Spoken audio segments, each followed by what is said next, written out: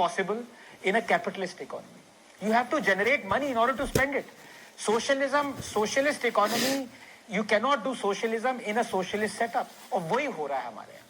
अब मैं आपसे एक सीधा सवाल पूछूंगा जो मैं बहुत लोगों से पूछता हूँ, मुझे उसका आंसर नहीं मिला, आप शायद दे दें. कि आप बताइए पिछले 75 सालों में जब से हम इंडिपेंडेंट हुए हैं, एक पॉलिसी बता दीजिए गवर्नमेंट की that has helped economy and businesses most.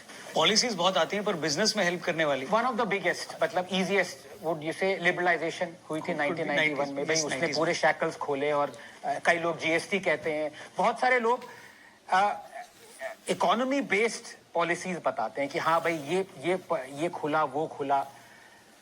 आपको पता है मेरे जहन में सबसे जरूरी, सबसे इंपॉर्टेंट पॉलिसी, एक पॉलिसी, वो थी mid day meal scheme. Every day रौनक 130 मिलियन इंडियन स्कूल किड्स वो स्कूल जाते हैं. वो पढ़े स्कूल में इसलिए जाते हैं, उनको गर्म खाना मिलता है इसलिए जाते हैं. ये पॉलिसी है. ये सरकार, ये बिजनेस से कहीं से भी लेने देना नहीं है अगर आप सोचें एक तरह से. लेकिन ये आपको दर्शाता है कि हम उनको एजुकेटेड बना रहे हैं, हम उनको वो न्यूट्रिशियस खाना दे रहे हैं. They are becoming healthier, they are becoming more educated, they are becoming wiser. We are creating a better labor force. ये है गवर्नमेंट का काम. गवर्नमेंट का काम ये नहीं है कि आप बिजनेसेस बनाए, उन बिजनेसेस चलाएं. गवर्नमेंट का काम ये है कि आप फैसिलिटेट करें कि बिजनेसेस प्रॉस्पर कैसे हो प्रॉस्पर. उनको आप एक ऐसी लेबर फोर्स दीजिए जो कि फ्लेक्सिबल हो, जो कि एजुकेटेड हो, जो कि हेल्दियर हो. हमारी अभी रेडी लेबर फोर्स है 515 मिलियन स्ट्रॉन्ग. उसमें 44% रौनक एग्रीकल्चर में ऑक्यूपाइड है. Agriculture contributes only 15 to 15.5% to our GDP. 44 west countries में देख लीजिए 2 to 3% लेबर फोर्स एम्प्लॉयड है. ये सिचुएशन अभी भी हमारे साथ. तो हम ये पूछ, सरकार कर क्या रही है? सरकार का रोल क्या है? सरकार का रोल बिजनेस चलाना नहीं है. सरकार का रोल है एक productive, healthier, educated labour force तैयार करे जो कि फिर फ्लेक्सिबिलिटी से बिजनेसेस चलाए. जिस दिन हमें ये समझ में आ जाएगा, जिस दिन हमें समझ में आ जाएगा कि हम एमएसपी बढ़ाते चले जा रहे हैं, हमारे पास 100 million ton of food grain है, हमारी बफर कैपेसिटी सिर्फ 30-35 मिलियन टन है, 4 टाइम्स एक्स्ट्रा हमने एफसीआई गोडाउनों में डाला है जो चूहे खा रहे हैं, लेकिन हम फिर भी फार्मर्स को ज्यादा एमएसपी दे जा रहे हैं. किसी सरकार की हिम्मत नहीं है कि सच बोले. फार्म लॉस पे हम आगे आके बात करेंगे, लेकिन वही है, जब सरकारों को डर लगता है जी तो फिर देश आगे नहीं बढ़ सकता. ये सिचुएशन है. तो आप सरकार धंधा ना करे बट लोग अच्छे से धंधा कर पाए, इसके लिए माहौल ऐसा बनाए. बिल्कुल बिल्कुल. और जिसमें आपने इतनी बड़ी लिस्ट बताई कि फिर आदमी धंधा करेगा कैसे? क्योंकि उसी से जुड़ा फिर एक अगला सवाल दिमाग में आता है आनंद सर की, क्या इसीलिए भारत में बड़ी बड़ी कंपनियां या बड़े बड़े ब्रांड्स नहीं बन पाते, या लोग भारत से बाहर जाकर बड़े पदों पर होते हैं, बड़ी कंपनियों के सीईओज बन जाते हैं, भारत में नहीं बन पाते, या फिर ऐसा नहीं है, अब वो चेंज हो रहा है? धीरे धीरे वो चेंज हो रहा है, नो डाउट अबाउट इट. अगर आप हमारी कंपनीज को देखें, वर्ल्ड बीटिंग कंपनीज हैं, बिल्कुल, उसमें कोई दो राय नहीं है. लेकिन मैं वही कहता, अब जैसे मैं कहता हूं कि पीएसयू लॉस मेकिंग है, तो आप पीएसयू को लॉस मेकिंग बोल रहे हैं, सॉरी टू इंटरप्ट, बट अभी आप बोलेंगे कि अगर लॉस मेकिंग है तो उसको हटा दो. यस. फिर आप जेएनयू में भी रहते हो. देखिए, एजुकेशन का मैंने पहले ही वो कैवियट डाल दिया था जी कि अपना जॉब बचाने पर बहुत लोग इस बारे में, उनको क्लैरिटी नहीं है. जैसे आप कहो कि भैया ये एयरलाइन बेच दिया या ये बैंक बेच दिया या कुछ भी बेच दिया सरकार ने, तो उस पर अचानक से वो आक्रोश आ जाता है. सो वो अनइन्फॉर्म्ड आक्रोश है, उस पर आपका क्या कमेंट? क्योंकि सरकारें ही वो आक्रोश लाती है. मैंने कहा कि मोदी जी ब्लेस्ड हैं. क्यों ब्लेस्ड हैं? इसलिए नहीं कि वो अच्छी पॉलिसीज ला रहे हैं, ये भी है, रीजन है इसका भी ऑफ कोर्स, लेकिन इसलिए कि जो चीजें, जो वो एंटी नेशनल स्टेप उठाते हैं मोदी जी, उसमें ऑपोजिशन उनको बैक करता है. अच्छा, अब एग्जाम्पल फार्म लॉस को रिपील किए, ऑपोजिशन ने बैक किया.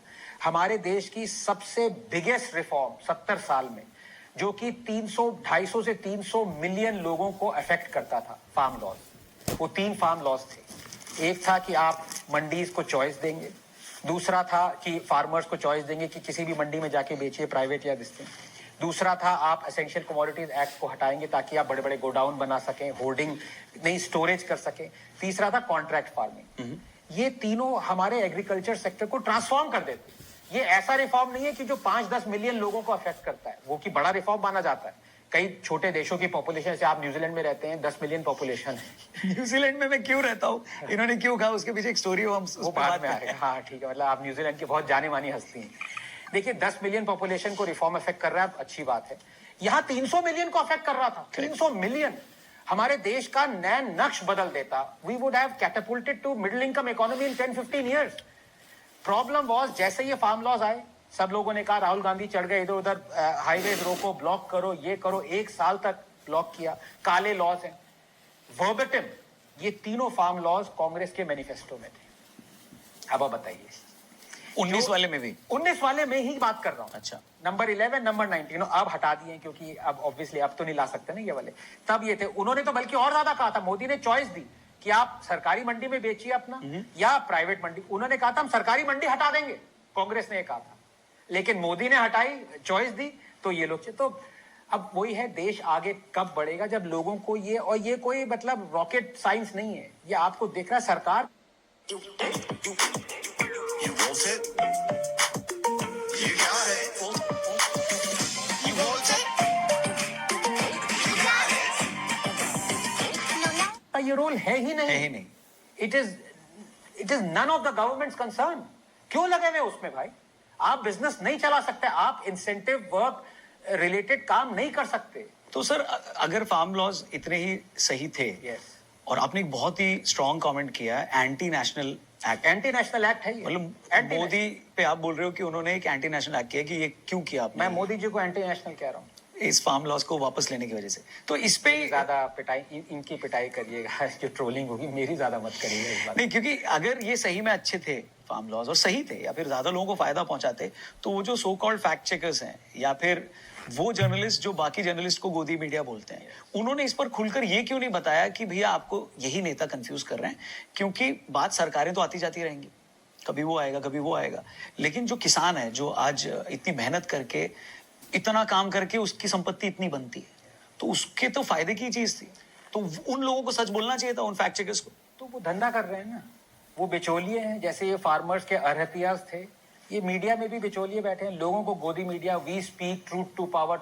अरे भाई, क्या मोदी पावर में, दीदी पावर में नहीं है, केजरीवाल पावर में नहीं है, बाकी सारे जो साउथ में स्टालिन पावर में नहीं है, जो दिन दहाड़े रात रात को उठा उठा के लोगों को अरेस्ट कर रहे हैं, जो कि डेमोक्रेसी, खुद कांग्रेस कह रही है डेमोक्रेसी मर चुकी है बंगाल में। तो दीदी के बारे में कुछ बोलो नहीं। आपको 2-3 एग्जाम्पल देता हूँ। Please. आपने फार्म लॉस का एग्जाम्पल लिया, जितने लोग ये यूट्यूब पे हैं, यूट्यूबर्स जिसे कहते हैं, इनको ये दिख नहीं रहा था कि देश हित में क्या है। जब कांग्रेस ने ये मैनिफेस्टो में डाले और जब वही चीज मोदी जी ने पूरी करी, तब वो काले फार्म लॉज हो गए। जब तक वो कांग्रेस के प्रोमिस से, तब तक काले फार्म लॉज नहीं थे। तो ये दिखाता है इन्होंने अपनी कॉन्स्टिट्यूएंसी बना ली है। मैं आपको एक और एग्जाम्पल देता हूँ जी, सॉरी। नहीं, बहुत बिल्कुल। पास और ये फैक्ट चेकिंग से भी रिलेटेड है। सारे एजेंडा, इसे एजेंडाधारी कहते हैं, सारे एजेंडाधारी बैठे हैं, सब पैसा कमा रहे हैं। ठीक है, आप पैसा कमा रहे हैं, आप कमाओ उसमें कोई, लेकिन होलियर देन दाऊ मत कहो। ये मत कहो कि हम मॉरली और एथिकली अपराइट है। आप पैसा कमा रहे हो, धंधा कर रहे हो, आप ये समझ लो। आप दुनिया पागल नहीं है कि नहीं, ये समझेगी नहीं। एक यूपीएससी की कोचिंग करते हैं, दिव्य कार्ती कुछ है, कोच है, विकास दिव्य कीर्ति जी जी जी, जी। उन्होंने कोई ऐसा श्लोक बताया किसी रामायण से, जो कि बहुत ही अश्लील सा था, कि राम ने ये कहा था सीता जी के बारे में, जो कंट्रोवर्सी हो गई थी उस पर, बहुत बड़ी कंट्रोवर्सी हुई थी। उन्होंने कहा कि भाई ये तो मैंने ग्रंथ से लिया है, लेकिन उसके बावजूद उन पे एफआईआर हो गए। बहुत चला, आपको पता है, ट्रोलिंग हुई थी उनकी, बहुत ज्यादा चला था, अरेस्ट के लिए वो जो भी एफआईआर वगैरह। तो एक है Dallan top, sorry the Lallan top, इसको आप, हाँ, the Lallan top. Saurabh is a very good friend, अब शायद रहे ना रहे वो अलग बात है। तो उन्होंने एक प्रोग्राम किया और उस प्रोग्राम में उन्होंने ये दिव्य कृति जी को बुलाया, ग्रंथ फ्रंथ सारे लाए और उनके सामने वो पढ़ा, कैमरे पे है ये सारा, और उन्होंने दिखाया कि ये देखिए, ये वाल्मीकि रामायण है, किसी रामायण में यही लिखा हुआ है, मैंने वही कहा। तब जाके वो बचे, तब जाके एफआईआर वगैरह हटे उन पे, या जो भी था, लोगों समझ में आया भाई ये तो कोर्ट कर रहे हैं। All well and good. अब तक मुझे समझ में नहीं आता कि यही चीज सौरभ और लल्लन टॉप ने नुपुर के टाइम पे क्यों नहीं की थी। नुपुर ने भी तो हदीद कोट किए थे, तो नुपुर को बुलाते, हदीद उठाते और वो पढ़ते और देखते भाई ये तो वही से कोट हो रहा है। वो नहीं करेंगे। क्यों? क्योंकि 4 नींबू निचोड़ने से दूध भी इतना नहीं फटता जितना इनकी फटती है। इसको आप बीप करें या प्रोग्राम, सॉरी, नहीं, आपने दूध ही फटने के आके क्या यार? आपने दूध ही फाड़ा है। हाँ, तो एग्जैक्टली। तो ये सब लोगों का ये धंधा चल रहा है। Please try. अब यही वो एक और फैक्ट चेकर भी है, ऑल्ट मीडिया जो भी है, सेम में वो आइसिस ब्राइड या कुछ भी कह लीजिए उसको, उसका काम है फैक्ट चेक करना। ही इज, उसकी कमाई होती है फैक्ट चेक से। मैं उसको ये चैलेंज दे चुका हूं कि वो महीने में 12 लाख की डोनेशन मांगता है, तो साल का 1.5 करोड़ हो गया। मैंने कहा मैं खुद 1.5 करोड़ दूंगा तुम्हें। आप इस नुपुर ने जो कोट किया था अदीत, उसको फैक्ट चेक कर लो, ये सच है कि नहीं है। पब्लिक डोमेन में अभी तक नहीं किया, 4 महीने हो गए। उसका काम है फैक्ट चेक करना। तो ये डर का माहौल नहीं है, ये डर का माहौल है। तो ये किस बेसिस पे अपने आप को मॉरली और एथिकली राइट कह रहे हो? जब आपकी, तो you are doing a business.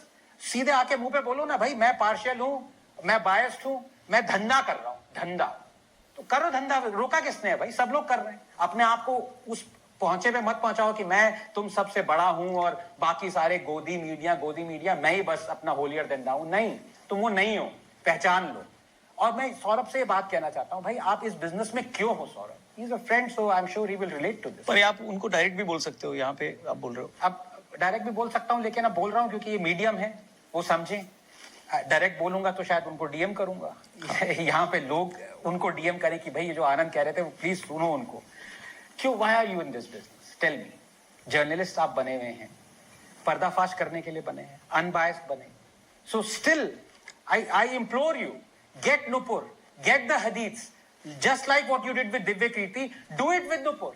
Save your reputation. I'll be the first one to applaud you, Saurabh, from the London top. Do it. अगर आप रीजनल मीडिया में जाएं, तमिलनाडु में जाएं, बंगाल में जाएं, तो वो मेन स्ट्रीम मीडिया धंधा कर रहा है वहां पे। अब एक टेलीग्राफ ने न्यूज़पेपर है, डिबेट एक करी थी कोलकाता में, होलियर दंडाओ अपने आप को प्रोजेक्ट कर, टेलीग्राफ डिबेट ये वो, कि भाई हम तो सच बोलते हैं, ये हैं वो हैं। पूरे लैप डॉग्स हैं तृणमूल के, पूरे के पूरे। कोई न्यूज हाईलाइट करते हैं जो कि एंटी बीजेपी हो, जो कि बीजेपी कर रहा है, जो स्टेट गवर्नमेंट्स कर रही हैं। अभी केजरीवाल को देख लीजिए, दिन दहाड़े अभी एक, कैसे देख लें, जेल में होगा आप बोलो। नहीं, करेक्शन, उनकी आत्मा जेल में है, वो जेल में नहीं है। प्लीज ठीक बोलिए, ठीक है ना? और कल से वो जो ये आम और सब बालूशाही और गुलाब जामुन खा रहे हैं, पर सर ये आत्मा खा रही है। प्लीज ये सीधा पब्लिक डोमेन में डालना सर सही बात नहीं है ना। ये पर भगवान माफ नहीं करेगा आपको। भगवान, उन्हीं का मीम है, भगवान माफ नहीं करेगा आपको। मैं उनके बच्चों की कसम खाता हूँ कि मैं उनको सर बहुत ही गर्म शुरुआत हो चुकी है इस पॉडकास्ट की। प्लीज आप उनका एग्जांपल दे रहे थे।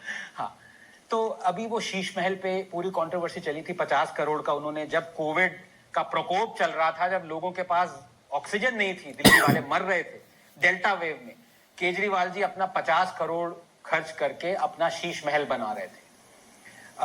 3 लाख का वेस्टर्न कमोड बना रहे थे, जो कि मुझे पता नहीं क्यों जरूरत है उनको। हो सकती है जरूरत, पता नहीं, वो गाने गाता उस पर बैठने के लिए, जो भी है। जिस रिपोर्टर ने ये डिस्क्लोज किया उसको पंजाब में जाके अरेस्ट कर लिया, बिकॉज पुलिस वहां पे उनकी, कोई चू नहीं बोला, कोई नहीं बोला। ये तेजिंदर बग्गा हैं, इनको पकड़ने के लिए इन्होंने कुछ कहा था कि 100 लोगों को मरना पड़ेगा जब केजरीवाल जैसा कोई डिसऑनेस्ट आदमी पैदा होगा, ठीक है?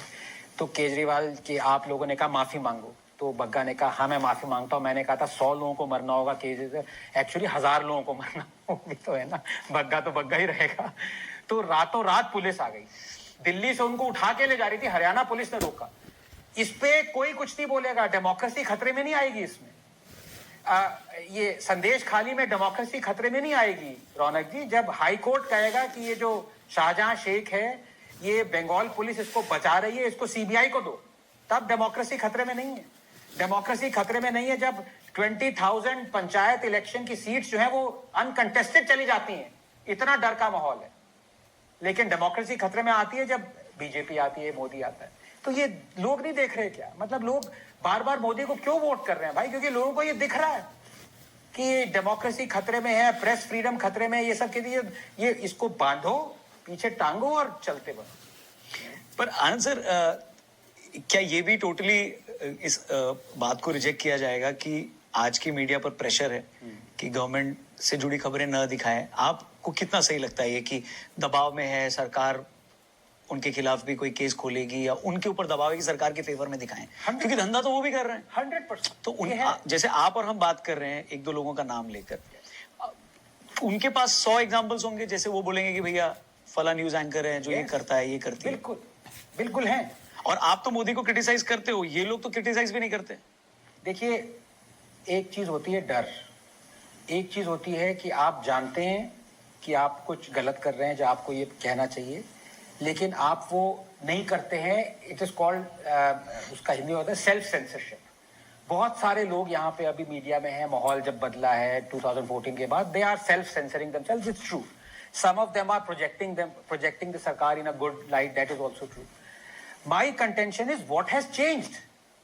The problem is the other side और लेफ्ट ये कह रहे हैं कि ये 2014 के बाद ही ये सब हुआ है। नंबर 1, ये शुरू से होता आ रहा है। बहुत सारे हमारे वर्ल्ड में डिक्टेटर हुए, स्टालिन, माओ, नेहरू, ये उस टाइम से।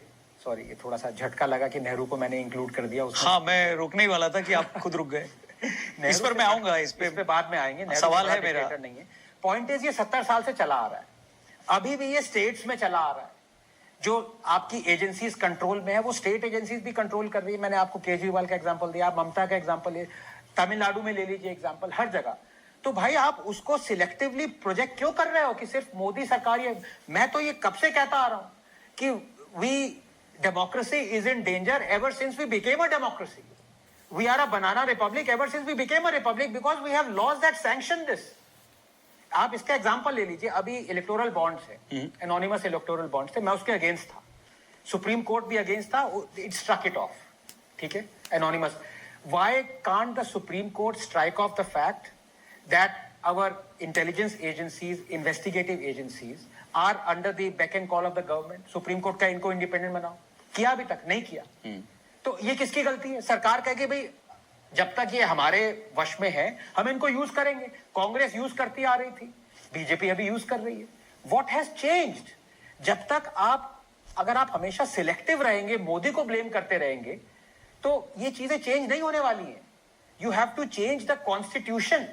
And I say it very responsibly. जो ये लोग कहते हैं हाय हाय मोदी आ जाएगा इस बार तो कॉन्स्टिट्यूशन चेंज कर, अरे भाई constitution needs to be changed. आप लोग चेंज नहीं करवाना चाहते कॉन्स्टिट्यूशन, जो मोदी को हेट करते हैं, because you want to use the same draconian laws जो कि कांग्रेस यूज कर रही थी, जो मोदी यूज कर रहा है, आप फिर यूज करेंगे। वो अगर आप यूज ना कर पाए, इसलिए कॉन्स्टिट्यूशन का चेंज होना जरूरी है, फ्रीडम ऑफ स्पीच आनी जरूरी है।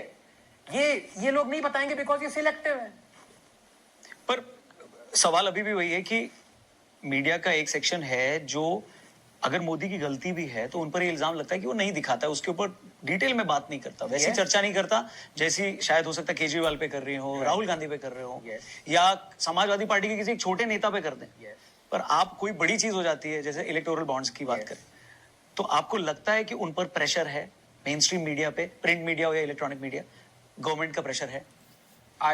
It's very difficult to say. I would say yes. But the point is, जैसे मैंने सेल्फ सेंसरशिप कब लिया, एक चीज होती है कि सरकार आप पे प्रेशर डाले। आई थिंक ऑफ कोर्स होगा, सरकार भी डालती है, 3-4 मैकेनिज्म से डालती है। आपको पता है कि थाउजेंड्स ऑफ करोड़ की एड्स देती है सरकार, हर जगह देती है, हर पार्टी को देती है। केजरीवाल के तो वो न्यूज में आ गया था कि आई थिंक हिंदुस्तान टाइम्स के एक वो थे, उन्होंने केजरीवाल सरकार को क्रिटिसाइज किया, उनकी एड उनको व्हाट्सएप ग्रुप से हटा दिया, उनकी एड फंडिंग बंद कर दी। तो एक ये मैकेनिज्म है कि आप एड्स बंद कर देते हैं, ये कॉर्पोरेट्स भी करते हैं। आई थिंक ओपन मैगजीन या आउटलुक थी जिन्होंने जब राडिया गेट किया था और उसमें रतन टाटा जी का नाम आया था, राडिया की conversation, Ratan Tata group companies ने एड्स हटा दिए थे मैगजीन से। तो ये तो एवरीवन डज इट, ठीक है। So it is of course is going on right now. Question is आप खुद क्या कर रहे हैं? अब जैसे आप मुझसे येस एंड नो सवाल, मुझे येस एंड नो में बहुत पूछता हूँ, लोग इससे फंस जाते हैं, लोग कहते हैं अरे यार येस नो मत पूछ। मैं क्यों भाई, सीधे बोलो विद इन द कैवियट कि हाँ there are many questions that can not be answered in a simple yes and no. If you take that caveat along and you ask that question in the true spirit of openness, yes and no is the best way to judge whether a person is hypocritical or not. आप मुझसे पूछो is the Congress corrupt? I will say yes. आप मुझसे फिर पूछो, is the BJP corrupt? I will say yes. Of course it is. Is Modi corrupt? I will say yes. मैं आपको examples दूंगा. वो अलग बात है कि अब जैसे बहुत सारे मेरे राइट विंग के मित्र मुझसे गुस्सा हो गए थे जब मैंने कहा कि ये बीजेपी वॉशिंग मशीन नहीं है. नहीं है वॉशिंग, तो वो खुश हुए. मैंने कहा धोबी घाट बन गया. तो वो उधर वेट टिल 30 सेकेंड, ये पूरा वो बदल दिया. वो मीम नहीं है, पूरा बदल जज्बात. तो मैंने कहा वॉशिंग मशीन नहीं है, तो उस पर खुश हुए. धोबी घाट. अब आप मुझे बताइए, ये प्रोमो का पीस दे दिया आपने. बीजेपी वॉशिंग मशीन नहीं है, बीजेपी है. पूरा ऐसे कर रहा है वो. 10 लोग लगे हुए हैं. वो मुंबई में, आप तो मुंबई के हैं, इस न्यूजीलैंड से पहले आप मुंबई के थे. तो वो नहीं, वहां पे वो बने हुए हैं काफी. करेक्ट करेक्ट, बहुत पॉपुलर है, बहुत फेमस है. और हाँ, that is the BJP headquarters now. वो लोग अजीत पवार आ गए तो उनका धोबी घाट पे उनका चल रहा है सिस्टम. जिस आदमी को आप कह रहे थे कि 70,000 करोड़ का स्कैम किया है जी, अगले दिन उस आदमी को आपने अपनी गवर्नमेंट में इंडक्ट कर लिया. लोग क्या सोचे कि आप करप्ट नहीं? मतलब कॉमन सेंस कहाँ गई आपकी? जिस आदमी को आप कह रहे थे कि कारगिल वॉर के मार्टर्स का घर चुराया है अदर स्कैम करके, वो आज आपके उसमें आ गया. Shem Shem. अब बताइए, ये शेम आप करते थे जब वो कांग्रेस में थे. अब वो बीजेपी में आ गए तो शेम बंद हो जानी चाहिए. सबसे जरूरी, कोलगेट स्कैम जो हुआ था उसमें सिर्फ एक नेता की मनी ट्रेल असर्टेन थी कि मतलब इसने कोल मिनिस्टर को, there is a direct money trail going from his companies to the then coal minister. BJP wanted his arrest. He is now in the BJP. एक और कितने, मतलब हजारों एग्जाम्पल, हजारों तो खैर नहीं, मतलब 100 के 100 एग्जाम्पल्स हैं जो ये बताता है कि बीजेपी करप्ट है. सबसे जरूरी एग्जाम्पल मैं आपको दूंगा जो कि पर्टिनेंट है, क्योंकि अनफॉर्चुनेटली वो मेरा नेम सेक है. आनंद सिंह थे कांग्रेस के. उन पे 15 फॉरेस्ट क्राइम चार्जेस थे कर्नाटका के. बहुत सीरियस होते हैं ये, सैंडलवुड स्मगलिंग, ये पोचिंग वगैरह जो भी है. बीजेपी ने धरना किया सड़क, विधानसभा के आगे बैठ गए कि इसको अरेस्ट करो. उसने बीजेपी ज्वाइन कर ली आनंद सिंह ने. बीजेपी ने क्या किया? उसको फॉरेस्ट मिनिस्टर बना दिया. अब आप ये से नो में, ये करप्शन नहीं है? मारो मारो मुझे मारो. ये मीम यहाँ पे एकदम बिल्कुल. अब क्या कहे बताइए? अब कोई कहेगा कि नहीं ग्रैंड पिक्चर देखिए, तो भाई ग्रैंड पिक्चर में तो फिर यू हैव रैशनलाइज्ड एवरीथिंग. अब इसे तो मैं कहता हूं कि आप ज्यादा जगदीश टाइटलर को, बीजेपी लोगों से कहता हूं करप्ट मत कहिए, ये सब मत कहिए. कल को वो ज्वाइन कर लेगा. राहुल गांधी तो ज्वाइन कर चुका है ऑलरेडी. तो स्टार प्रचारक है वो, तो ऐसी बात नहीं है. बट मनीशंकर अय्यर भी, ये दिग्गज बीजेपी नेता हैं. ये अंडर कवर, ये under cover, over cover, under cover जो भी है. बट मतलब आप किसको कहेंगे करप्ट है आज? अब you can't say BJP cannot accuse any politician of being corrupt because tomorrow he will join the. एक क्लासिक एग्जांपल है, जीवीएल नरसिम्हा राव जी हैं. बड़े अच्छे मित्र हैं, बहुत वो राज्यसभा के मेंबर भी थे. वो उन्होंने एक वाई चौधरी हैं, तब वो आई थिंक टीआरएस के थे या तेलुगु देशम पार्टी के थे. ये उन्होंने कहा ये 5,000 करोड़ रुपए का घोटाला किया है, इन पे ईडी की रेड करो, इन पे. अगले दिन उन्होंने बीजेपी ज्वाइन कर दी. This is going on. आप किस मुंह से कह सकते हो? It is the fact. मतलब इसमें क्या कहना कि आप ये नहीं हो रहा है, ये आपके सामने हो, मुंह पे हो रहा है. तो इसीलिए आप इतने ज्यादा इन सबसे खफा हो कि आप नोटा दबाते हो. देखिए, this is one of the most prominent reason. मेरे and what are the other reasons? नहीं, एक तो सबसे मेन प्रोमिनेंट यही है कि आपको पॉलिटिशियंस पे भरोसा नहीं. नहीं, बिल्कुल भरोसा. पर डेमोक्रेसी का मतलब ये होता है ना कि आप लेस करप्ट को चुनते हो, क्योंकि एक सबसे ईमानदार या ओनली ईमानदार या 100% ईमानदार वाला चीज कहाँ होता है? यस, तो ये एक कैच 22 है जिसमें मैं फंसा हुआ हूं. मैं मानता हूं इस बात को कि भाई अगर आप, हर आदमी अगर नोटा प्रेस करना शुरू कर दे तो सरकार ही नहीं बनेगी. सही बात है. लेकिन अब जैसे बहुत सारे नोटा ने इतना चेंज नहीं ला पाया जितना आई वाज एक्सपेक्टिंग इट. सिर्फ कम्युनिस्ट हैं और आप हैं जिनको नोटा से कम वोट मिलते हैं. बाकी सारे लोग नोटा से ऊपर, मतलब 1% लोग नोटा वोट करते हैं. आपके तो डिपॉजिट लूज हो गए, सीपीआईएम के, मतलब इनके जनरली जो है नोटा से कम वोट मिलते हैं इनको और स्टेट्स में. जी. I was expecting NOTA to get more, because change कैसे करोगे आप सिस्टम? अगर आप हर बार ये कहोगे कि vote for the lesser evil, उनको लाओ, तो वो हर बार आएंगे ना. How do you change the system? NOTA was a fantastic way to change it in a very limited way. वो नहीं हो पाया. मैं अभी भी टिका हुआ हूं तो जब से नोटा है आप नोटा ही दबा रहे हैं? यस, हमेशा। आपके घर वाले भी नोटा दबाते हैं या? नहीं, एक्चुअली घर वालों को मैंने, आप देखिए, मैं ये कन्फेशन टाइम भी है। प्लीज। अगर मैं सच बोल रहा हूँ तो यार रॉयल कन्फेशन फ्रॉम डॉक्टर आनंद रंगनाथन। पिटाई मेरी भी होनी चाहिए। तो जब ये इंडिया अगेंस्ट करप्शन हुआ था, केजरीवाल जी आए थे हमारे जी, जी। दिग्गज नेता तब, सर जी। तो हम सब बच्चे को कंधे पे लेके, मैं भी रामलीला मैदान गया था, झंडा वंडा काफी अच्छा। हाँ तब किया था। और केजरीवाल आए हैं, he is one of us, ये भी था, बहुत चला था, डोनेशन, ये सब पूरा चल रहा था। मैंने 2-3 आर्टिकल्स भी लिखे उनके सपोर्ट में, काफी सारे वो सब किए। और पर तब भी 2013 तक ये सिचुएशन थी। 2014 जब ये भागा ना, भगोड़ा, जिसको क्या पहला इनका वो सरनेम, मिडिल नेम भगोड़ा बना था, जब ये सब छोड़ छाड़ के मोदी से लड़ने सोच के मोदी को हरा देंगे, वाराणसी पहुंचे वो जी। देखो देखो कौन आया, भगोड़ा आया, वो पोस्टर लग गए थे। तब मैं थोड़ा खटका था, मैंने इनका वो स्वराज, इन्होंने एक किताब लिखी थी, वो पढ़ा, तब मैं थोड़ा सा चेंज होने, लेकिन फिर भी ना आई वाज़न्ट श्योर। मैंने कहा यार अपना ही बंदा है ये, मिडिल क्लास से आया है, अपर मिडिल जो भी है, और ये चेंज लाएगा, तो मैंने तब भी नोटा वोट किया था। लेकिन मैंने अपनी बीवी से कहा कि यार थोड़ा एंकरेज करो, तुम वोट कर दो, तो वो बेचारी मान गई, उसने वोट कर दिया।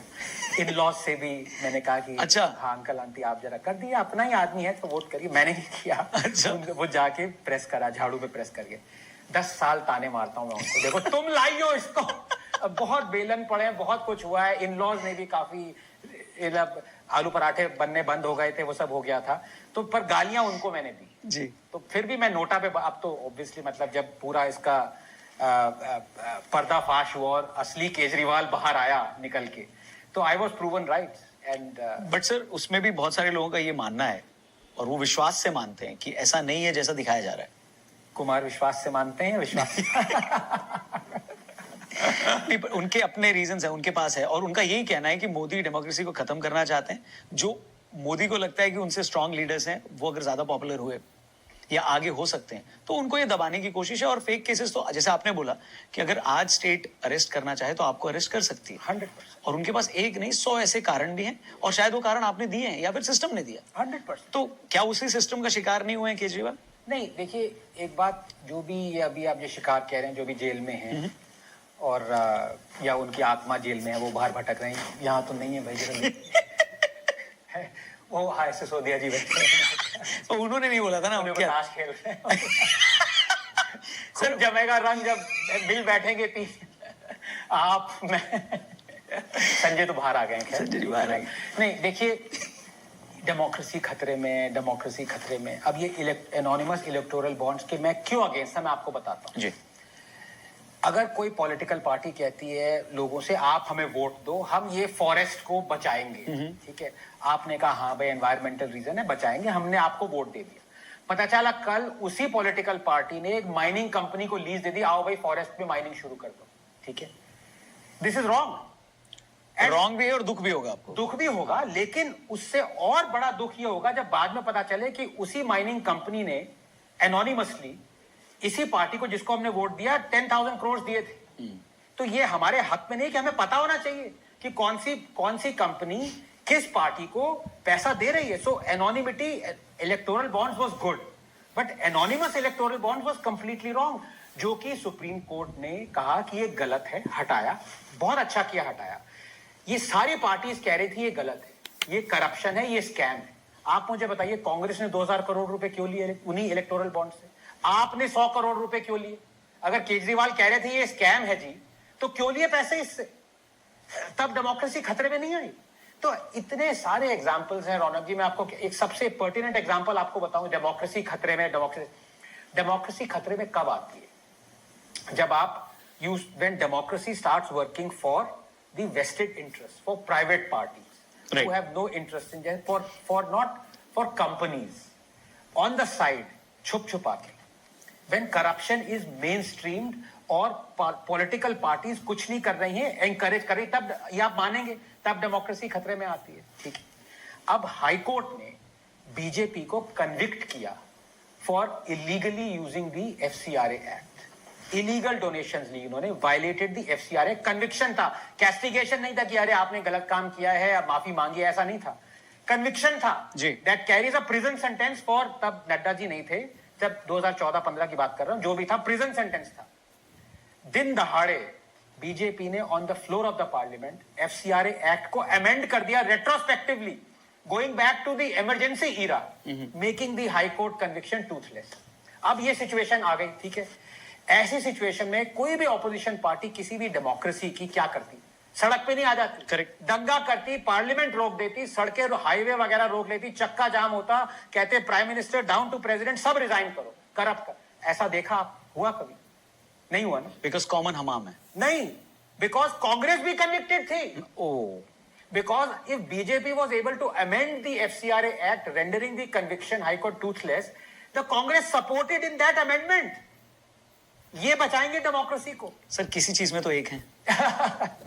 अब ये बताइए, जो गोदी मीडिया करते हैं, ये कभी रवीश या ये सरदेसाई या जो भी बॉक्सर जर्नलिस्ट या जितने भी आए हुए हैं, ठीक है, इन लोगों ने कभी राहुल गांधी से ये पूछा? मैं मानता हूं कि मोदी ने कभी भी एक प्रेस कॉन्फ्रेंस नहीं करी 10 साल में, राहुल ने बहुत करी है। क्या उस प्रेस कॉन्फ्रेंस में किसी ने राहुल से पूछा? नहीं पूछा तो तुम भी सबसे बड़े दलाल हो भाई। सॉरी, भावनाओं में बह गया था, बीप कर दीजिए। डरा दिया सर आपने। सारे लोग एकदम सन्न हो गए कि ये सब भी नोटा दबाएंगे सर आपको। देख लेना भाई, थोड़ा सर का अलग लेवल है, सर साइंटिस्ट हैं। और उसी से जुड़ा मेरा अगला सवाल भी है। आप साइंटिस्ट हैं, एक लॉजिकल आदमी है, भगवान पे बिलीव करते हैं, विश्वास करते हैं आप? नहीं, जमती नहीं, कभी हाथ भी नहीं जोड़ा, कभी ऐसा भी नहीं किया? नहीं, बचपन में जोड़ा है ऑफ कोर्स। मेरी नानी वाज अ बिलीवर, बट वही है, जब से होश संभाला, स्पेशली जब से साइंस पढ़ी, 2-3 चीजें पढ़ी साइंस की, then I realize that there is no god. But वही है, नेक्स्ट सवाल मैं आपका प्रीएम्प्ट कर रहा हूँ कि फिर अपने आप को अब हिंदू क्यों मानते हैं। उसके 2 रीजन है। एक, सिविलाइजेशनली मैं हिंदू हूँ। दूसरा ये कि Hinduism I consider, not just because the supreme court said it, because Radhakrishnan said it, others said it, Hinduism is a way of life. It's a beautiful glorious way of life, and the religious aspect of Hinduism जो है is an offshoot of a way of life. Whereas Islam और Abrahamic religion ले लीजिए, उसमें way of life is an offshoot of religion. तो religion क्या है? आपका एक डॉगमा है, सेट डॉगमा, कि आपको ये करना है, आपके ये स्टेप्स हैं, आपको ऐसे लाइफ लीड करनी है, ये भगवान से डरो, ये करो, वो करो, उससे वे ऑफ लाइफ बनती है। यहाँ पे वे ऑफ लाइफ से थोड़े रिलीजियस एस्पेक्ट्स आ गए, तो वेज ऑफ लाइफ जो होती हैं रौनक जी, वो चेंज हो जाती हैं सदियों पे, थाउजेंड्स ऑफ ईयर्स में वो चेंज होती हैं। तो हिंदुइज्म में कोई सेट नहीं है, it's an all inquiring way of life, philosophy you can say. आप कोई ऐसा रिलीजन बता दीजिए जहां पे atheism is encourage, Charvaka philosophy atheism है। मतलब कोई ऐसा रिलीजन होगा जो कहेगा कि आप भगवान को ना मानो, आप एथिज्म में विश्वास करो, एनकरेज कर रहा है। कोई ऐसा रिलीजन होगा जो कि इतनी ज्यादा रिफॉर्म चाह रहा है कि आप लोग हिंदू जो है वो दयानंद सरस्वती जी को पूजना शुरू कर दिया, सत्यार्थ प्रकाश अगर आप पढ़ें, you know. So this is the glorious way of life, civilisational endowment है ये हमारे लिए, हमें प्रिजर्व करनी है। So that is why I consider myself as a proud civilizational Hindu, fight for the rights that Hindus are losing because they are tolerant, because intolerance has come in through invasions और जो भी है। और किसी ने ठीक ही कहा है कि जो भी कंट्री या नेशन या स्टेट जो है वो टॉलरेंट होगा, वो सूनर और लेटर इंटॉलरेंट बन जाएगा, क्योंकि वो इंटॉलरेंस को एनकरेज करता रहेगा। तो मैं भगवान को नहीं मानता, because I believe in the insignificance of life. Life is a product of pure chance, जो कि साइंस ये प्रूव कर चुकी है थ्रू स्टैनली मिलर एक्सपेरिमेंट, जहां पे उन्होंने अर्थ की एटमॉस्फेयर को रेप्लिकेट किया था 1953 में, और ऐसे बिल्डिंग ब्लॉक्स मिले थे जिनसे फिर ज़ोस्टैक ने आके प्रोटोसेल बताया, विलियम स्टेमर ने सेक्सुअल पीसीआर बताया, जीनोम सीक्वेंसिंग। सो हम जानते हैं कि लाइफ टोटली मीनिंगलेस है, लाइफ का कोई पर्पस नहीं है। हम जो भी यहाँ पे कर रहे हैं, हम जिए या मरे, we are exactly the same as a tree और a plant or insect or an E. coli without any purpose. कभी one of the most profound statements जो मुझे फिलोसफी में दिखी है वो कामू की थी, जो कि एक फ्रेंच राइटर थे, जिनका एक बहुत ही profound ऐसे है मिथ ऑफ सिसिफस। उसका ये है the only first line, the only true philosophical problem remaining right now is suicide, कि हम suicide क्यों नहीं करते। उफ, और ये बहुत प्रोफाउंड है। इसमें कामू ने एक सिसिफस का एग्जाम्पल देके इसको सॉल्व करने की कोशिश करी, लेकिन मैं उनसे एग्री नहीं करता। उन्होंने ये कहा कि हम सब एक सिसिफस की तरह है, जो कि एक ग्रीक कैरेक्टर था, जो गॉड्स ने उसको कंडेम कर दिया था कि हर सुबह आप उठो और एक पत्थर को हिल पे धकेलो, और शाम जब हो जाए हिल टॉप पे पहुंच जाओ, वो पत्थर अपने आप नीचे आ जाए, वहां खड़े होके हंसो, फिर ये शुरू करो, condemned to do it eternally. तो कामू ने कहा हम सब सिसिफस हैं, लेकिन हमें अपनी खुशी सिसिफस की स्ट्रगल में देखनी है। आई एम सॉरी, मुझे वो खुशी नजर नहीं आती। मैं रात को जब लेटता हूं, मैं सोचता हूँ यार कल वो वही दिन आने वाला है, क्या कर रहा हूं मैं, what is the purpose. It's मैं जीऊं या मरूं, कोई फर्क नहीं पड़ता। तभी लोग पिंच करते हैं ना अपनी मोबाइल स्क्रीन। आप अगर अपने आप को पिंच आउट करें, आप पिंच आउट करते जाएं, आपको क्वार्क दिखेगा, क्वार्क के बाद न्यूक्लियस दिखेगा, उसके बाद एटम दिखेगा, इलेक्ट्रॉन दिखेंगे, उसके बाद सेल दिखेगा, सेल में डीएनए आरएनए दिखेगा, उसके बाद बंच ऑफ सेल्स दिखेंगे, ऑर्गन दिखेंगे, आदमी दिखेगा, बाकी सब एनवायरनमेंट दिखेगा, फॉरेस्ट दिखेगा, अर्थ दिखेगी। उसके बाद पिंच आउट करिए, क्या दिखेगा, बिलियंस ऑफ प्लैनेट्स दिखेंगे, billions and trillions of stars दिखेंगे, billions of Milky Ways galaxies दिखेंगी। तो उसमें अगर हम एक छोटे अर्थ पे एक आदमी का मीनिंग देखना चाह रहे हैं, क्या कर रहे हैं हम, यू नो। इसीलिए I believe god is not there. We pray, we wish things would become better because we fear, as the colloquium thing goes, that you are an atheist till the time your plane is going down. Quite true. But then I realized and I rationalized my fear as well, that I did that. It was wrong of me, but then I did it out of fear.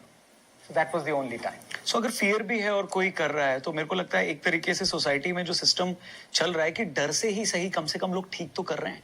अगर traffic signal नहीं होगा, शायद ये appropriate example ना हो, पर अगर traffic signal नहीं होगा और मुझे डर नहीं होगा कि मेरे। अच्छा सवाल पूछा है कि भाई अगर हर आदमी ये सोचे कि सुसाइड कर लो, जियो या मरो, कोई फर्क नहीं, तो भाई जिएंगे कैसे सब जी। It's a rules based society, correct. तो वो डर ही कई लोगों को कंट्रोल में रखता है और ज्यादातर लोगों को, कई लोगों को नहीं। डेफिनेटली मुझ में भी डर है, मैं कोई अनलॉफुल एक्ट नहीं करता, कभी मैंने पॉलिटिक्स ज्वाइन नहीं किया, लेकिन अब देखिए वो चले या ना चले, बात उसकी हो रही है। बात ये नहीं हो रही कि अब what is there is a purpose for, I would say, for living your limited time on earth. It is to make lives and your life as comfortable as possible. That I would say science का भी वही role हुआ है. लेकिन आप मुझे बात बताइए कि कोई डिजीज का आप क्योर करें, क्योर किया क्योंकि आप कंफर्टेबल होना चाहते थे, आप क्योर्ड होना चाहते थे. मैं भी अगर मैं ये कहूं कि हम सुसाइड कर क्यों नहीं करें, it's a true thing, but नहीं करते ना. You have to explain that कि भाई क्यों नहीं करते. अगर हर आदमी ये सोचे कि भाई so there is something that is still a little bit unexplained, but the fact of the matter is, why thrust it on God? Why find meaning when you can explain that your whole entire creation is totally devoid of meaning, is totally devoid of purpose? That's the larger question. For the smaller entity, of course, there has to be law, rules based. So yes, there is an element of hypocrisy. I mean, I can abjure all this. But देखिए ऐसी बात नहीं कि लोग absorb नहीं करते. आप Jain, and I love this aspect of Jainism. Billionaire लोग होंगे 30-35 साल में, वो निकल पड़ते हैं. They pluck their hair out and they start walking. Why do they renounce? They have figured it out. They actually have, so it's not that people didn't figure out this thing, that life is completely without meaning, but the fact is it not without meaning from the start? Why are we striving? Why are we competing? We are. I mean, Darwinian evolution is competition. Survival of the fittest species. And it's not just that we are doing it. Every animal is doing it. Every animal is afraid of dying. A cornered rat wants to save its life. A snake, everything wants to save its life. Even E. coli saves its life through pure chance, through accumulation of mutations. आप एक E coli है या bacteria है, आपने penicillin दी, वो मर गया. 100 में से 99 मर गए, लेकिन एक बैक्टीरिया में वो म्यूटेशन हो गई जो कि वो पेनिसिलिन को इनइफेक्टिव रेंडर कर दिया. तो 99 मर गए, वो एक अब वो कॉलोनी बनाना शुरू करेगा जो कि रेजिस्टेंस आएगी, तभी बैक्टीरियल रेजिस्टेंस आती है. कोविड में आपने देखा, आपने कुछ भी दिया, वैक्सीन दी, बाकी नए स्ट्रेन आ गए जो कि वो वैक्सीन उनके अगेंस्ट काम नहीं कर रही काम थी। नहीं कर रही। क्यों नहीं कर रही थी? क्योंकि उन्होंने अपने आप को चेंज कर लिया, यू नो। तो life, that is how life springs, but to say that life has a meaning and god has told us that aspect of it. So I am not a militant atheist, मैं लोगों को convert करने नहीं आया हूं। It's just that कई लोग होते हैं ना, जैसे आपने बहुत लोगों को देखा कि नहीं एथिस्ट बनो, ये गलत है। मैं उसमें विश्वास नहीं करता, मैं ये बिलीव करता हूं आपको जो मन में आया आप बिलीव कर लिए, as long as it doesn't hurt the other person. But आपने क्योंकि हिंदुज्म की बात की या हिंदू संस्कृति और कल्चर की बात की, सो बिलीव करना तो यहाँ कभी सिखाया ही नहीं गया। यहाँ पे हमेशा सीकिंग सिखाई गई, जैसे आपने कहा, क्योंकि अगर एक रास्ता होता और एक किताब होती या कोई एक पर्टिकुलर कमांडमेंट होता तो उसको फॉलो करते लोग। तो लोग तो हर दिशा से आगे बढ़ रहे हैं। और स्पिरिचुअल, और आपने जहां पे पर्पस और मीनिंग की बात करी, ओशो ने इस पे बहुत अच्छी बात कही थी एक बार, कि जिस भी चीज का आप पर्पस ढूंढते हैं या भी जो भी चीज में आप पर्पस ढूंढते हैं वो चीज बहुत मंडेन होती है। जैसे पर्पस मशीन का होता है, पर्पस इस माइक्रोफोन का है, Correct. पर्पस इस क्यू कार्ड का है। बट लाइफ का पर्पस अगर आप ढूंढने जाएंगे तो उसका लाइफ मंडेन नहीं है। और फ्लावर का क्या पर्पस है? फ्लावर ब्लॉसम हुआ और फिर वो 1-2 दिन में अपना खत्म हो गया। सो लाइफ भी वैसे ही है कि आप उसको पर्पस मत ढूंढिए, उसको आप बस जीना है आपको। सो एक तरीके से जो स्पिरिचुअल सीकर है या जो स्पिरिचुअलिटी में ज्यादा है और जो ऑब्वियसली जो स्पिरिचुअलिटी में जाता है, वो उस तरीके की पूजा पाठ नहीं करता, वो लाइफ के डीपर एस्पेक्ट को समझने की कोशिश करता है और फिर इवेंचुअली उसको ये समझ में आता है कि कुछ समझने लायक था ही नहीं।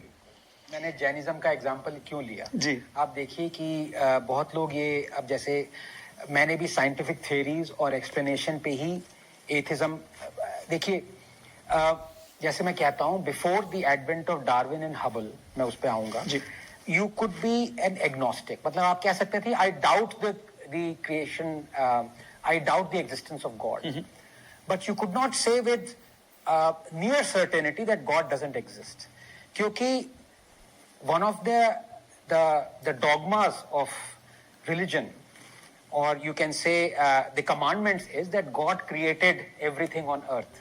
कई लोग कहते हैं 6 दिन में करिए, कई लोग कहते हैं 7 दिन में करिए, नहीं 6 दिन में करिए, फिर संडे को रेस्ट किया, जो भी है, God created everything, you know.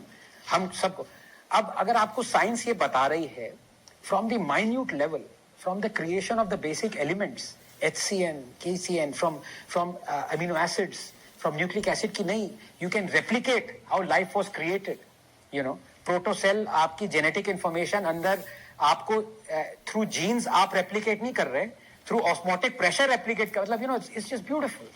So then God का पर्पस नहीं रहा ना। So I based my thinking on that, on the newer and newer scientific discoveries. But the fact remains, जैसे आप स्पिरिचुअलिटी में जाओ, बहुत सारे ऐसे क्या योगी हुए हैं who've tried to understand the same question without science. अब कामो was not a scientist, and to be very honest with you, 1940s में जब उसने ये किताब लिखी, तो बहुत सारे लोग डार्विन की थ्योरी को थ्योरी मानते थे, अभी भी थ्योरी ऑफ एवोल्यूशन कहते हैं। अब तो वो एक्सियम बन गया, क्योंकि अब जीनोम सीक्वेंसिंग ने, जॉस्टैक प्रोटोसेल ने, बहुत सारी चीजों ने, स्टेमन, मैंने आपको जैसे एग्जांपल दिए, ये अब थ्योरी नहीं रही, ये अब एक्सियम है, ये सच है, ये सत्य है। लेकिन तब नहीं था, तो लोग बिलीव करें ना करें वो डाउट में था। तो उसने फिलोसॉफिकल एंगल से, जो कि जैन करते हैं, जो बहुत सारे स्पिरिचुअल लोग हैं वो करते हैं, and I think that's beautiful, I admire it. मैंने तभी कामों का नाम लिया, जैन का नाम लिया। वो साइंटिस्ट भले ही ना हो, लेकिन the fact that they realize this, कि यार आप क्यों कर रहे हो, ये पत्थर को क्यों धकेल रहे हो आप, कल फिर आपको धकेलना है, परसों फिर धकेलना है, what does it mean, you know, recognition, award, doing things. पर फिर वो आ जाता है कि अगर आप, is it not a kind of a needle for a person to not do anything. मतलब ये तो एक तरह से आपने कम्युनिज्म, मतलब कम्युनिस्ट बना दिया ना, कि कुछ मत करो, जो कर रहा है उसका हथियार लो, एक तरह से, you know. So it's very difficult not to be a hypocrite while not believing in God and believing that there is no purpose to life, at the same time enjoying the fruits of those who believe. So yes, in that limited way, I am a hypocrite. Hypocrisy की भी सीमा होती है। ये मोदी जी ने ऐसे ही कुछ चुनिंदा लोगों के लिए, बट बहुत अच्छा ये कॉन्वर्सेशन था। आई थिंक बहुत लोगों को बहुत सारी चीजें ये और लोगों को कंफ्यूज करेगा और आई थिंक नहीं, इंडियन मैं खुद देखिए मैं बहुत कंफ्यूज हूँ। मैं हर और सर कंफ्यूजन अच्छा है। सदगुरु का एक बहुत अच्छा कोट था कि किसी स्टूपिड कंक्लूजन पे पहुंचने से अच्छा है कंफ्यूज रहना। everyone is confused। मतलब आप ये देखें कि मैं ये क्यों सोच रहा हूँ यार, और ये मुझे बात बहुत सताती है यू नो कि मैंने सुसाइड क्यों नहीं किया। What is the if you believe that life is purposeless, why are you living it? I can't explain it. Is it genetic? If it is genetic, then of course, you know, where has this thought sprung out of from? You know, because obviously ये अर्थ ध्वस्त हो जाए।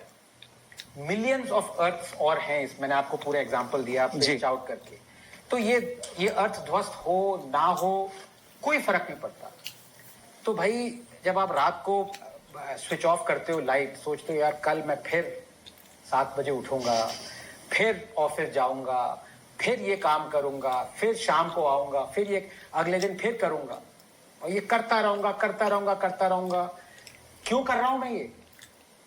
खुशी भी बटोरनी है मुझे और दुख भी आएंगे साथ में, बहुत दुख आएंगे, लेकिन मैं ये करता जा रहा हूँ। It's I mean the Sisyphus thing is it's very disturbing, it's very scary. I am तभी बहुत लोग रिलीजन लोगों को मीनिंग देता है। मुझे अब ये बहुत देर बाद समझ में आई कि रिलीजन की एक रिक्वायरमेंट है, यू नो। मैं डिराइसिवली नहीं बोल रहा है, प्लीज डोंट मिसअंडरस्टैंड मी कि एथिस्ट अपने आप को अपने बड़ा समझ के बोल रहा है कि जो रिलीजन वाले हैं देखो आप भेड़ बकरों की तरह विश्वास कर रहे हो। मैं ऐसा नहीं कह रहा। मैं कह रहा हूं कि मैं आप लोगों के जो फ्रूट्स ऑफ लेबर है ना उनको चख पा रहा हूं, सिर्फ इसलिए कि आप लोगों ने मेरी तरह नहीं सोचा, यू नो। आप लोगों ने काम किया, आप लोगों ने वैक्सीन्स बनाई, आप लोगों ने मेरी जान बचाई, यू नो। आप लोगों ने लॉज दिए, आप लोगों ने मेरी लाइफ कंफर्टेबल करी। लेकिन फिर बार बार ये सवाल आ जाता है कि बिलियनियर्स होते हैं जैन, वो रिनाउंस क्यों करते हैं? अगर लाइफ को इतना कंफर्टेबल बनाते चले गए, बाद में आपने वो सब क्यों त्याग दिया? बाद में आपने कपड़े तक त्याग दिए। जैन्स कपड़े भी नहीं पहनते, वो सिर्फ प्लक भी नहीं करते खाना, जो खाना गिरा हुआ है वो खाना है, इंसेक्ट भी हार्म ना हो। सब चीज रिनाउंस क्यों करे फिर, जब ये सब बनाना था आपने सब? और उस दिन मैं ये सोच रहा था कि सिर्फ हम ही एक ऐसी स्पीशीज हैं जिन्होंने अपना लिविंग एनवायरनमेंट चेंज कर दिया है 10,000 साल में, 15,000 साल में। कोई एनिमल आप ले लीजिए, वाइल्ड में ले लीजिए, फॉरेस्ट इतने चेंज नहीं हुए हैं। किसी भी एनिमल का एनवायरनमेंट इतना अर्बनाइज में ऑफ कोर्स हुआ है, but largely speaking correct birds का, यू नो, अभी भी वो पेड़ हैं, अभी भी फॉरेस्ट हैं जहां पे वो ड्वेल करते हैं।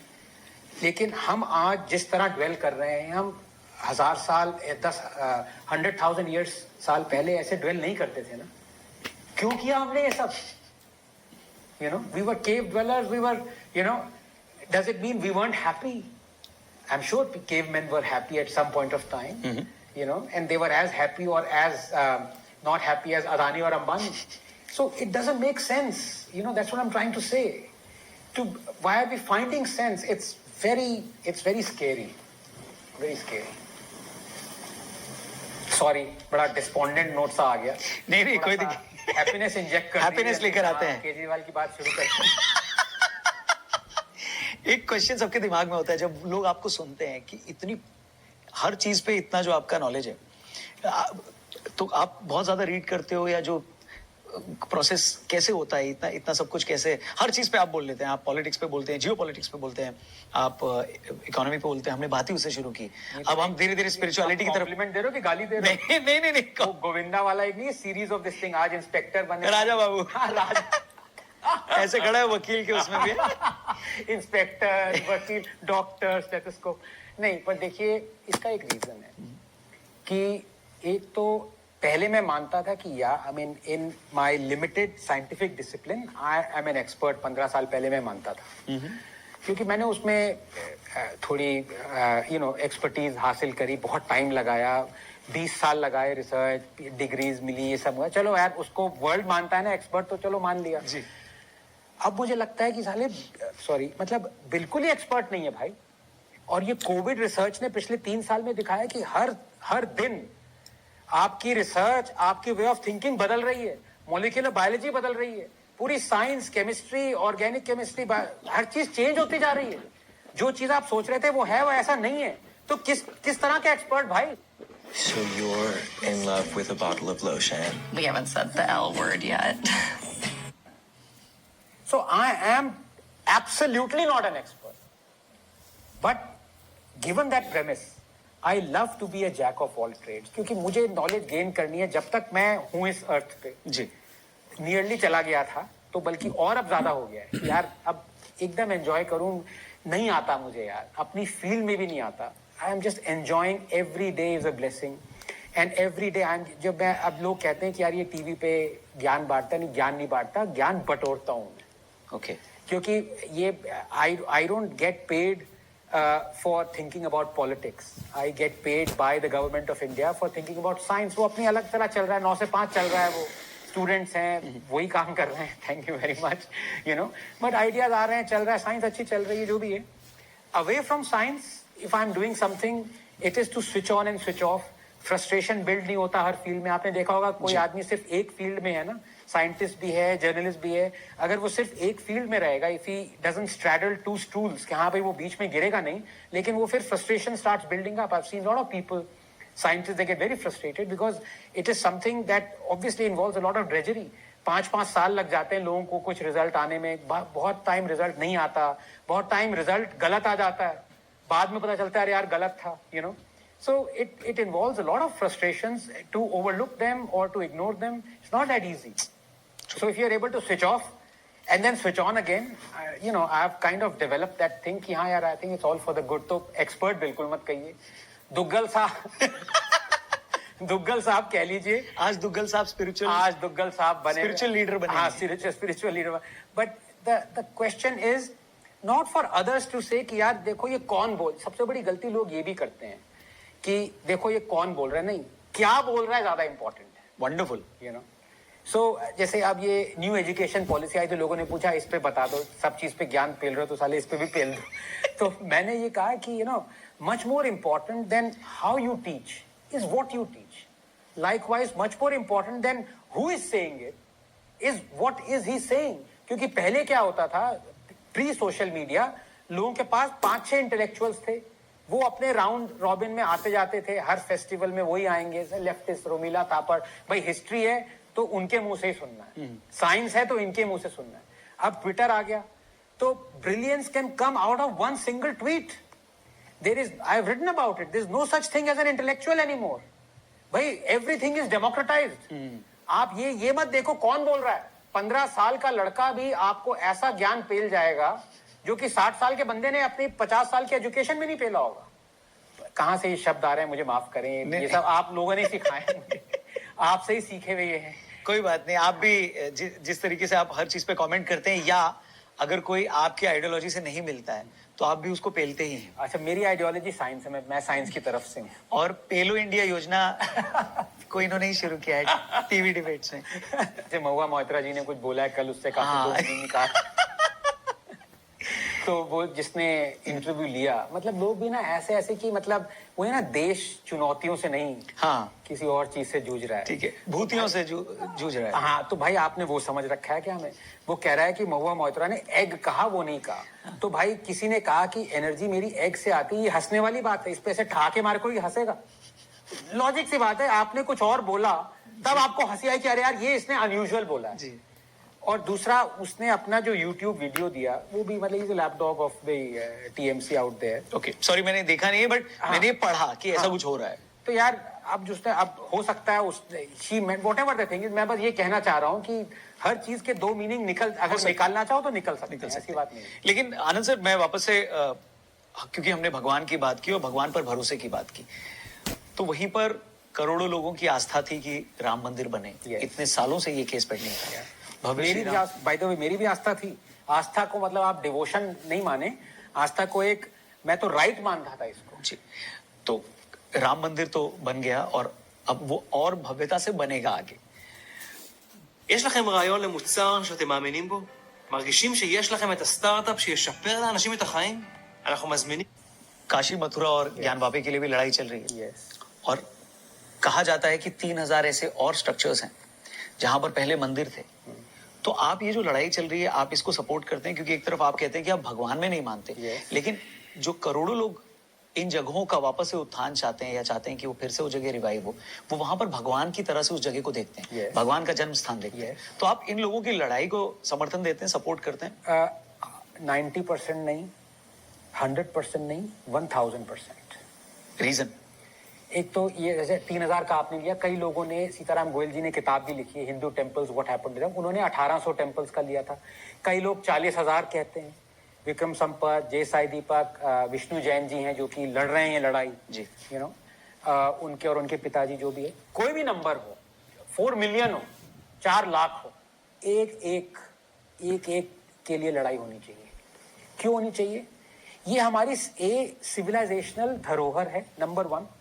तो इससे एथिज्म और बिलीवर का कोई मायने नहीं है। दूसरा, जैसे मैंने ये तब भी कहा था, सिविलाइजेशन का क्या मतलब है, यू नो, बताना बड़ा मुश्किल है।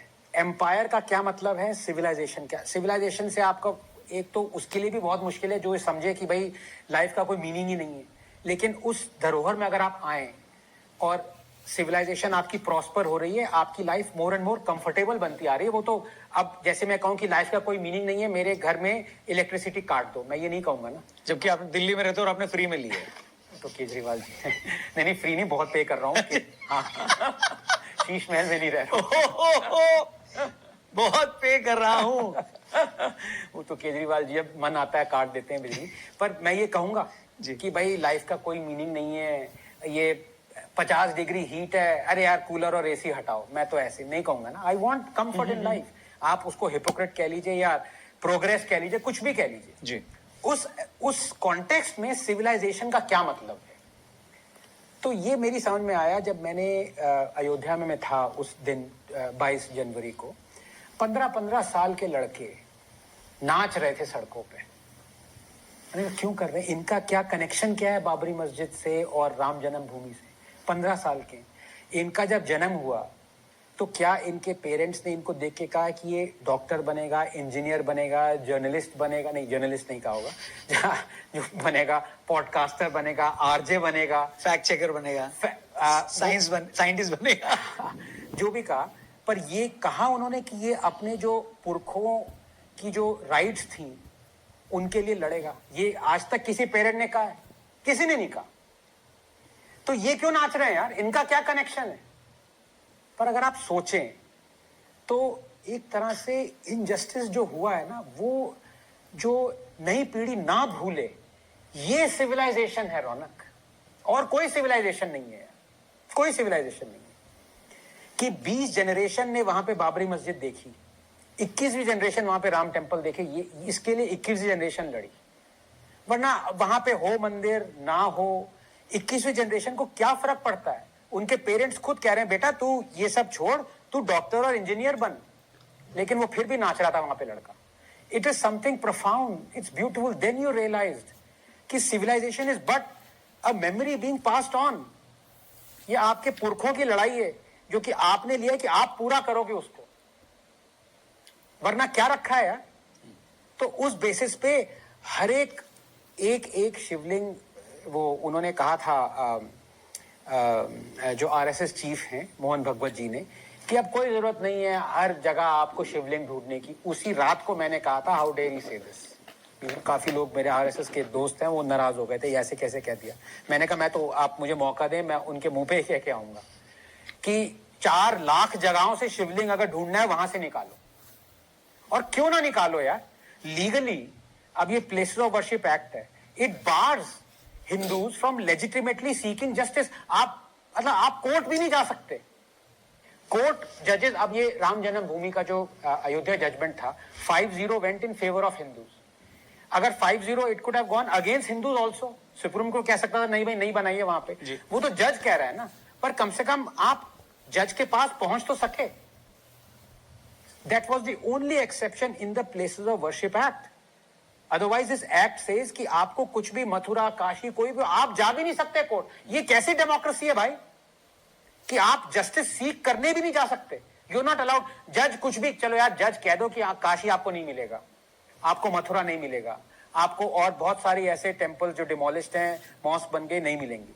वो जज कह रहा है, जज can be right wrong, you respect that judgement, लेकिन how can the democracy prevent you from approaching the जज? क्या है ये? तो that is why I want to fight for everything. और मैंने कहा देखो यार, इसमें यहाँ पे रिलीजन मत लाओ, कोई बुद्धिस्ट, कोई मुस्लिम, आप एग्जाम्पल लेके आओ, आप ये कहो कि ये मेरी मॉस्क है, ये मॉस्क पे कोई हिंदू किंग आया, उसने डिमोलिश करी और वहां पे टेम्पल